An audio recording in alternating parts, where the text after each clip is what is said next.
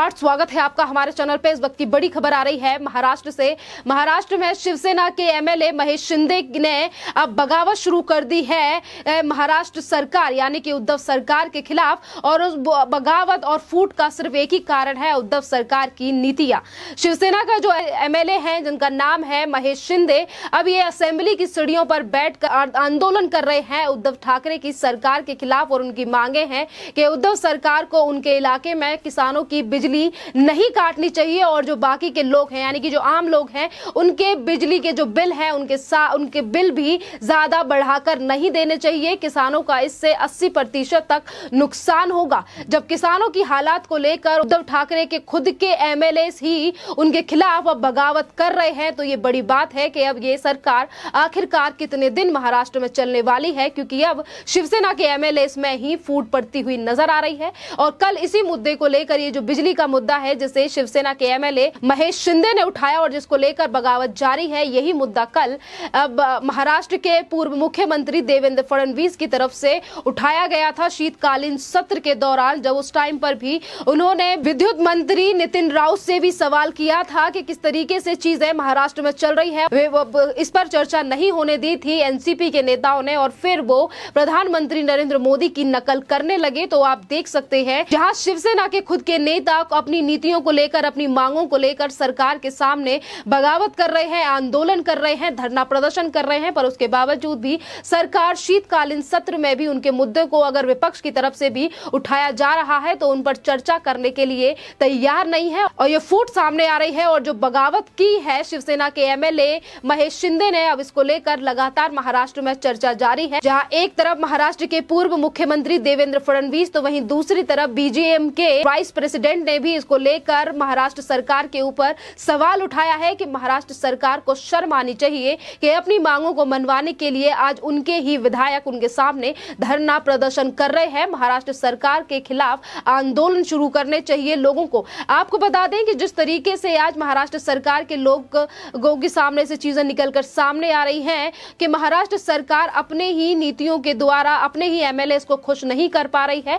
और एमएलए जो आज बगावत सरकार के खिलाफ कर रहे हैं उसका बड़ा कारण यह भी है कि अभी पिछले दिनों ही महाराष्ट्र में तमाम ऐसे चुनाव हुए हैं, एमएलसी के भी चुनाव हुए हैं, और उसमें भी काफी लोगों को अपनी जीत, अपनी हार का सामना करना पड़ा है, चाहे फिर वो एनसीपी हो या शिवसेना हो। और उसी के कारण विधायक से लेकर तमाम और जो नेता हैं वो सरकार से अब बगावत कर रहे हैं, क्योंकि सरकार की जो नीतियां हैं उनसे काफी ज्यादा परेशान है महाराष्ट्र के लोग। और आज जो बगावत की है शिवसेना के एमएलए ने, अब लगता है कि ये दूर तक जाने वाली है, क्योंकि ये पहली बार नहीं है कि सरकार के मंत्रियों में इस तरीके से बगावत और फूट पड़ती हुई नजर आ रही है। सरकार जब से 3 साल से महाराष्ट्र में सरकार जो है वो 3 पार्टियां मिलकर चला रही हैं, जिसको लेकर कभी ये सरकार कुछ बातें कहती है तो कभी किसी को आरक्षण देने की बात करती है, तो कभी शरद पवार की सरकार, जो शरद पवार काफी समय तक कृषि मंत्री रहे, और आज भी महाराष्ट्र सरकार इस तरीके से किसानों के साथ जो व्यवहार है वो कर रही है। ना ही तो उनके लिए कोई नया कानून वहां पर पास किया गया है, और इसको लेकर अगर कोई समस्या उठाई भी जाती है तो महाराष्ट्र सरकार उस पर भी ध्यान नहीं दे रही है। और इसका बड़ा कारण है कि आज इनकी पार्टी के ही जो एमएलए हैं वो इनके खिलाफ बगावत करते हुए नजर आ रहे हैं। महाराष्ट्र सरकार के खिलाफ अब तमाम लोग यही कह रहे हैं, चाहे फिर वो मराठी मानुस हो या फिर बाहर से आकर रहने वाले वहां लोग हों, वो यही कह रहे हैं उद्धव सरकार को इन सभी चीजों पर ध्यान देना चाहिए, वरना वो दिन दूर नहीं है कि उद्धव ठाकरे और ये तीनों पार्टियां अपनी सरकार महाराष्ट्र में खो बैठेंगी, अपनी उस सत्ता को जिसके लालच में आकर आज मराठी मानुस की कुछ भी बात नहीं सुनी जा रही है। जो बिजली का मुद्दा है वो इतना ज्यादा बड़ा है जिसको लेकर आज भी महाराष्ट्र सरकार इस पर ध्यान नहीं दे रही है। और रही अगर बात किसानों की, तो किसानों के मुद्दे को लेकर अगर हम शिवसेना की बात करें कि आज शिवसेना के एमएलए ही किसानों की दुर्दशा को लेकर शिवसेना के खिलाफ और उद्धव सरकार के खिलाफ आंदोलन कर रहे हैं, वो भी असेंबली में जाकर सीढ़ियों पर बैठकर भूख हड़ताल करना, ये बहुत ज्यादा बड़ी बात है। अगर यही चीजें सरकार में की जाती हैं तो आप देख सकते हैं कि सरकार में कितनी बड़ी फूट है और कितनी बड़ी अनबन है कि अपने नेताओं की ही बात उद्धव ठाकरे नहीं सुन रहे हैं। और यही बड़ा कारण है कि आज सरकार को लेकर और लगातार लोगों की तरफ से यही मांग उठती है कि महाराष्ट्र में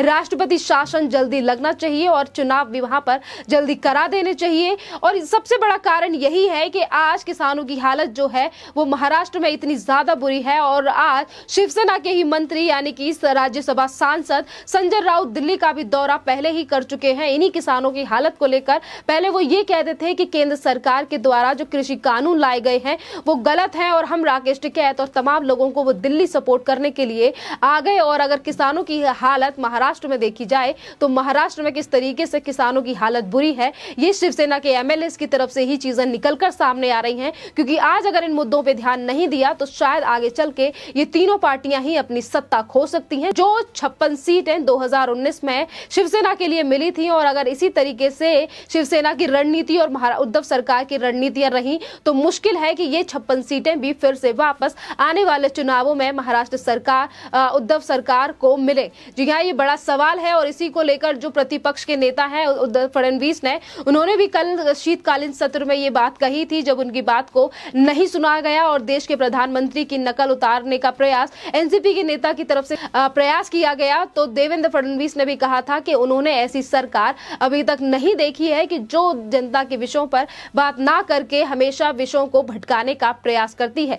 ये महाराष्ट्र सरकार का पहला रवैया नहीं है कि उन्होंने इस तरीके से किसी भी मुद्दे को लेकर बात ना की हो। शीतकालीन का सत्र अगर महाराष्ट्र में शुरू हो गया है, उसके बावजूद भी जनता के मुद्दों को डिस्कस करने की बजाय वहां पर सिर्फ हल्ला मचाया गया। अगर देवेंद्र फडणवीस की तरफ से किसी मुद्दे को उठाया गया तो उस पर जवाब देने की बजाय, चाहे फिर वो विद्युत मंत्री हो या फिर तमाम और नेता हो, अगर उनसे नीतियों को लेकर सवाल पूछा गया कि आखिरकार शीतकालीन सत्र शुरू हो चुका है, अगर जनता के हक के लिए कुछ बात की जाए तो उसको लेकर भी सरकार के मंत्रियों ने कोई बात नहीं की सिवाय हल्ला मचाने के। उसके बाद भी सरकार की तरफ से यही बातें होती हैं कि बीजेपी की तरफ से जो प्रतिपक्ष है यानी कि जो विपक्ष है महाराष्ट्र में बीजेपी कोई सवाल नहीं किया गया। और ये पहली बार नहीं है कि सरकार के नेता इस तरीके से बगावत कर रहे हैं। इससे पहले भी शिवसेना का एक और पूर्व मंत्री रामदास कदम बगावत कर चुके हैं, जिन्होंने परिवहन मंत्री अनिल परब को लेकर भी कई गंभीर आरोप लगाए थे। उन्होंने कहा था कि ये जो मंत्री हैं मतलब